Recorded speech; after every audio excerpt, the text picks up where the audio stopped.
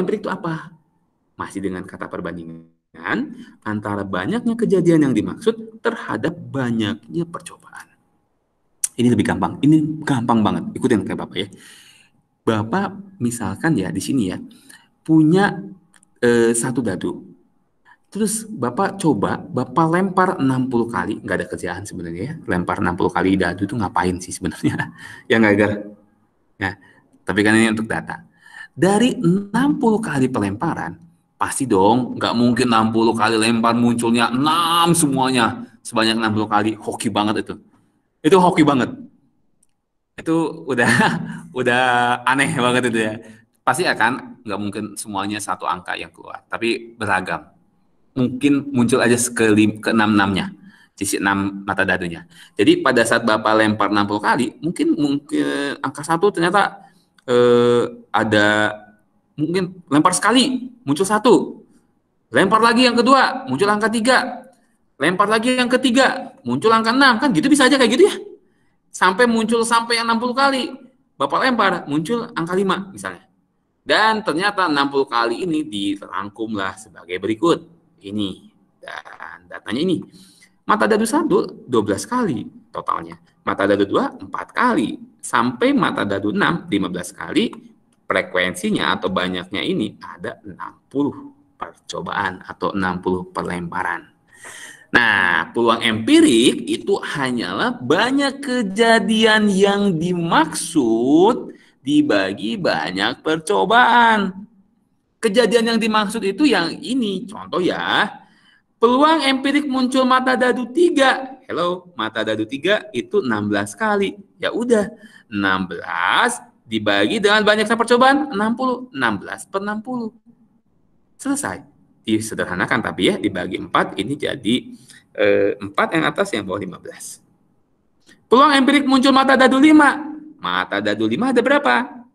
Oh, ada 3 kali. Ya udah, 3 per 60. Seper 20. Peluang empirik muncul mata dadu 6. Oh, 6 tadi ada 15. Ya udah, 15 per 60. Seperempat. Paham sampai di sini? Anak-anak? Paham. Halo? Paham. Gampang ya? Bapak kasih soal lagi ya. Bapak kasih soal. Kayak gini nih. Bapak iseng nih. Bapak iseng. Bapak punya koin satu logam. Bapak lempar 100 kali. Nggak ada kerjaan sebenarnya. 100 kali Bapak lempar, kan cuman ada 2 permukaan ya. Kalau nggak angka, nggak, ya itu gambar. Bener nggak? Ternyata dari 100 kali lempar Bapak, angka itu ada 55 kali. Pertanyaannya begini. Peluang empirik muncul gambar adalah? Siapa yang bisa jawab? 45. Berapa? 45. 45 per? 100. Iya, terima kasih Frans, betul. Jadi yang dimaksud yang mana? Yang Bapak bilang tadi, oh Bapak bilang kan gambar. Ya gitu udah, yang dimaksud kan gambar ya. Sampai di situ dibagi banyaknya percobaan Bapak berapa kali? 100. Ya udah, 45 per 100. Nggak sulit anak-anak, ini gampang banget. Dan soal peluang empirik, datanya itu selalu disajikan, diberikan. Jadi kita tinggal mengikuti aja rumusnya. Begitu aja. Beda dengan teoretik nanti yang di sebelah kanan di layar Bapak. Ya, sampai di sini bisa ngikutin? Iya, Pak. Bisa ya, gampang ya. Asal kamu fokus, nggak multitasking, nggak multiview, nggak mungkin kamu mengerjakan 2 kegiatan dalam satu waktu ini. Yang penting fokus aja. Bapak mah terbuka, kamu ada yang nggak paham, Bapak minta ulang, akan Bapak ulang ya. Yang penting kamu mengikuti dengan baik, fokus, supaya apa yang Bapak sampaikan juga kamu pahamin. Oke, next. Sekarang yang terakhir yaitu peluang teoretik. Jadi lawannya empirik, teoretik. Jadi di kurikulum 2006 ceritanya begini anak-anak, peluang empirik dan teoretik itu nggak ada. Itu istilah aja yang baru dikeluarkan di kurikulum 2013. Jadi dulunya itu nggak ada empirik teoretik, yang ada frekuensi relatif dan peluang. Kalau frekuensi relatif, itu tuh relatif itu lebih ke kejadian yang di berapa kali. Kalau peluang itu lebih ke lebih ke kepastian. Pasti atau enggak gitu.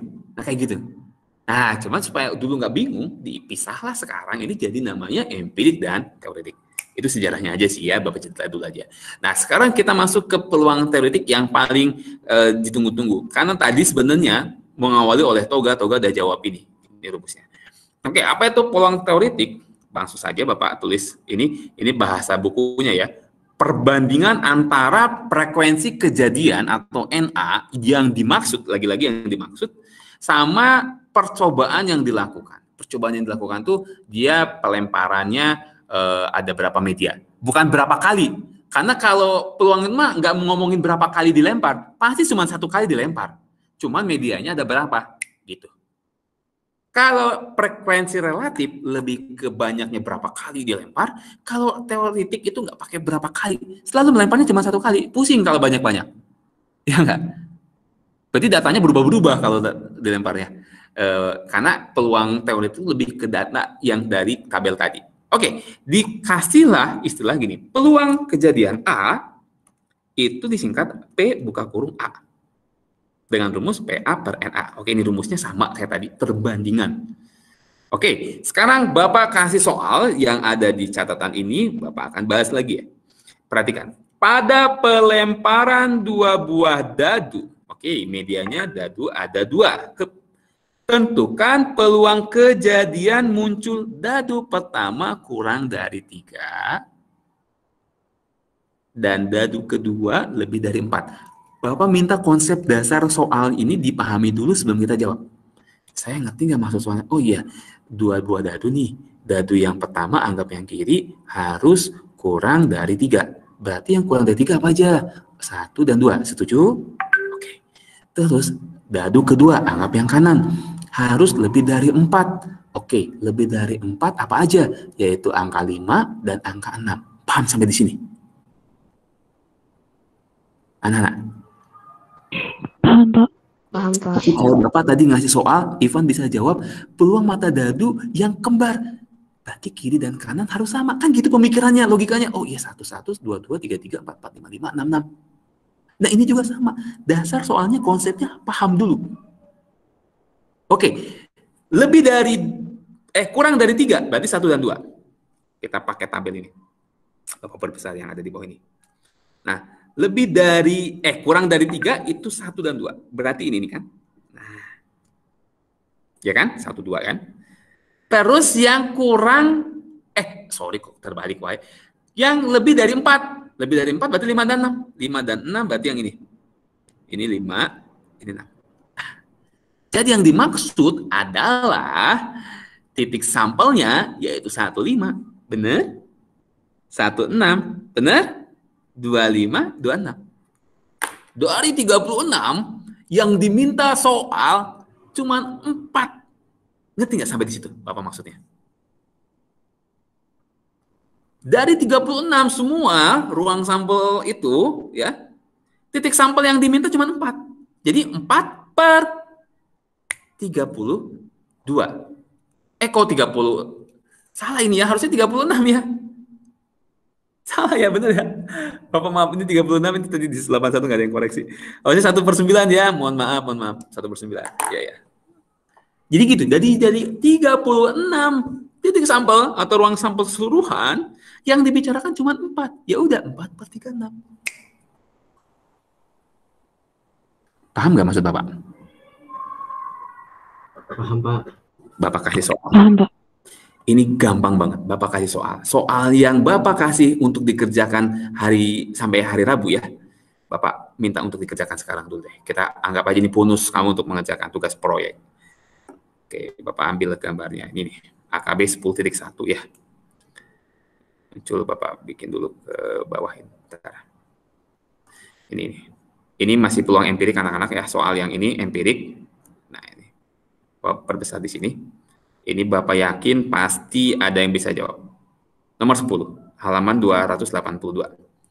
Pada percobaan pelemparan 1 koin uang logam, ya, uang logam bisa angka atau gambar, sebanyak 100 kali, yang Bapak bilang gak ada kerjaan itu, muncul sisi angka sebanyak 45 kali. Pertanyaannya ada 2. Tentukan peluang empirik sisi angka. Siapa yang mau jawab? Ya, Pak. Ya, silakan Frans. 45 per 100. Oke, lanjut Frans yang B. 55 plus 100. Is so very easy. Setuju nggak teman-teman? Anak-anak? Ini gampang banget. Datanya selalu dimunculkan dalam soal. Bapak bilang tadi di awal. Datanya selalu dimunculkan dalam soal dan sudah diberikan. Jadi tinggal kamu lihat aja yang dimaksud soal itu apa. Perbandingannya, penyebutnya itu selalu yang lebih besar. Kayak peluang teoretik dan peluang empirik. Jadi dari satu panci kuah sop itu diambil wortel. Berarti water per panci. Ini Bapak pakai logika bayang-bayang gitu ya. Jadi dari satu panci kolak misalnya, itu ada kolang-kalengnya diambil per kolak gitu. Jadi yang bagian kecil diambil dari bagian besar. Sampai di situ. Yuk nomor 11, siapa yang mau jawab? Pada percobaan penggelindingan dadu, dadu digelindingin ya. Sebanyak 180 kali, ya, nggak ada kerjaan. Mata dadu 2 muncul sebanyak 30 kali lah. Tentukan peluang empiriknya. 30. Lagi 180, Pak. Iya, ini mah 1 per 180. 1 per 3. 1 per 3. 1 per 3. 1 per 6. Langsung pecahannya dalam sederhana. Gampang banget kan? Ya. Jadi kalau empirik itu gampang banget, selalu diberikan dalam soalnya. Jadi datanya selalu ada. Akhirnya kamu tinggal mengikuti si pertanyaannya. Oke, kita lanjut ke soal yang teoretik. Bapak yakin, super yakin, ini kamu juga pasti bisa. Bapak munculkan lagi gambarnya, yang AKB 10.2 kalau nggak salah ya. Sebentar, di desktop. Nah ini. Halaman 191, ini kepotong, Bapak perbesar dulu ya. Nah. Oke. Nomor 1 bisa kejawab, nomor 1A. Tentukan banyak titik sampel dan ruang sampel. Ini jawabannya pasti sama. Oke, siapa tadi yang bilang aku? Oh, nggak ada ya? Nggak ada, Pak. Oh, nggak ada. Ya udah, kamu, Egar. 1A. Banyak titik sampel dan ruang sampel eksperimen. 2 dadu. Aku lengkap, Pak. 6 pangkat M.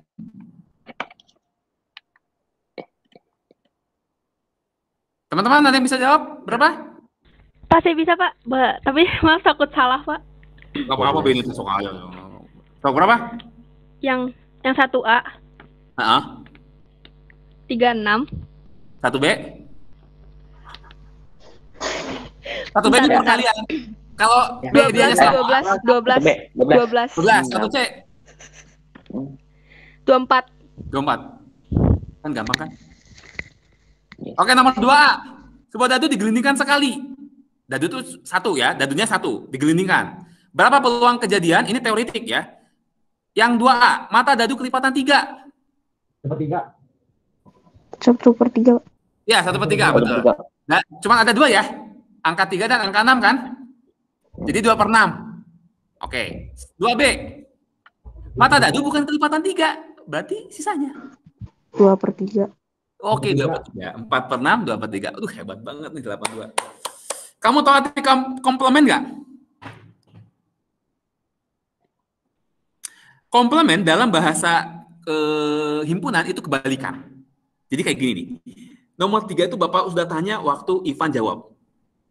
3A. Dadu merah dan dadu putih. Itu hanya namanya aja. Ada 2 buah dadu intinya. Gitu ya. Digelindingkan sekali. Berapakah peluang kejadian yang A?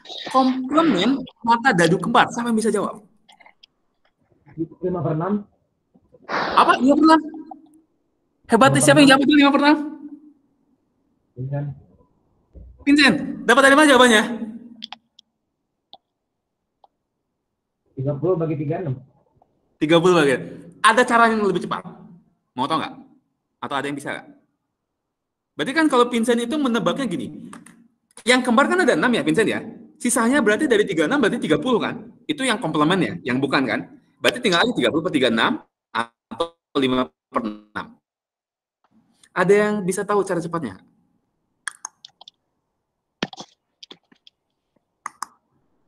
Nggak ada? Maaf, Pak. Boleh Jadi diulang, gini. Pak? Oh, boleh diulang? Oke, mangga. Siap. Jadi mata dadu kembar itu dari 36 titik sampelnya itu kan ada 5. Ada 5 lagi. Ada 6 yang kembar. 6 yang kembar. Tahulah 1, 1, 2, 2, 3, 33, 44, 55, dan 66. Nah, karena di sini komplement mata dadu kembar, artinya komplement kan kebalikan. Berarti yang bukan kembar, pertanyaannya maksudnya kayak gitu. Berarti dari 36, ada 6 yang kembar, ya sisanya itu 30 yang tidak kembar. Setuju nggak? Nah, berarti ya itu 30 per 36. Begitu. Atau dibagi 6, ya 5 per 6. Nah, Bapak kasih tahu cara cepatnya. Kalau tadi peluang pasti itu angka 1, kan yang mata dadu kembar tadi sudah dijawab Ivan ya. Tadi berapa Pak jawabannya yang mata dadu kembar tuh? 1/6. Ah, gini. Yang kembar, Bapak tulis ya, yang kembar itu kan 1/6. Yang tidak kembar berarti gini nih. 1 dikurangi 1/6. 5/6.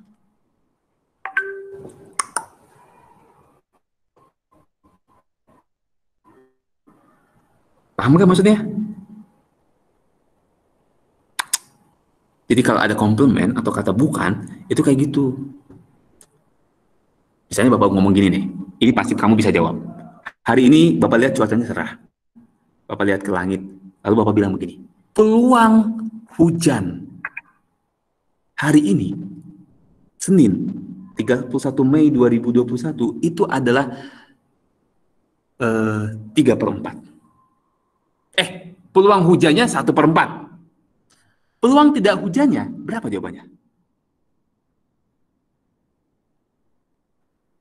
Peluang hujan 1/4. Peluang hujannya cuma 1/4. Peluang tidak hujan jadi berapa?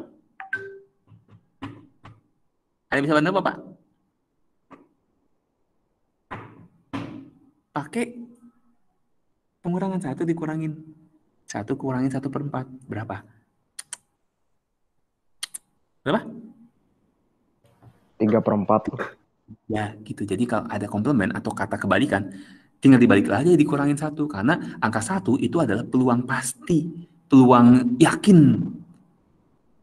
Peluang pasti. Kayak misalnya, semua manusia bernapas. Pasti. Angka 1. Jadi nggak mungkin nilai peluangnya 0, atau 1 per berapa. Nggak mungkin. Pasti angka 1. Nomor 3B, siapa yang bisa bantu Bapak jawab? Peluang jumlah mata dadu 7. Ayo. Bapak nggak ngasih tabelnya. Coba.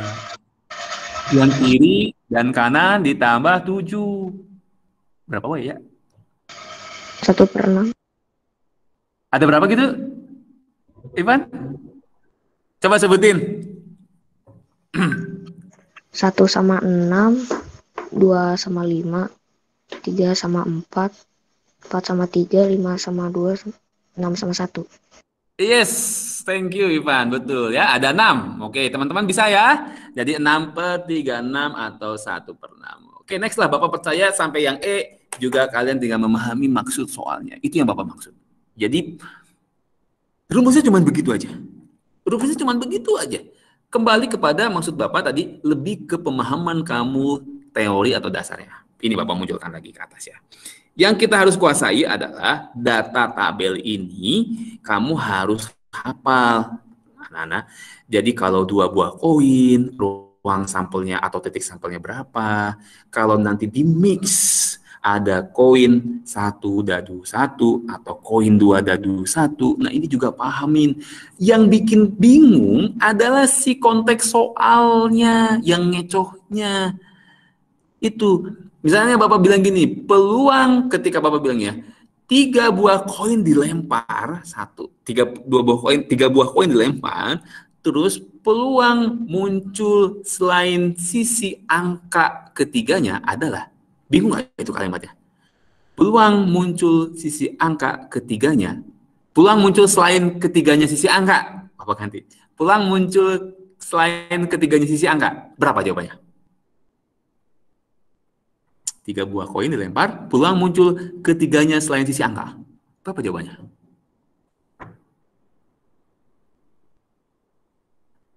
Peluang muncul ketiganya selain sisi angka. Atau peluang muncul ketiganya selain angka. Ada yang bisa bantu Bapak?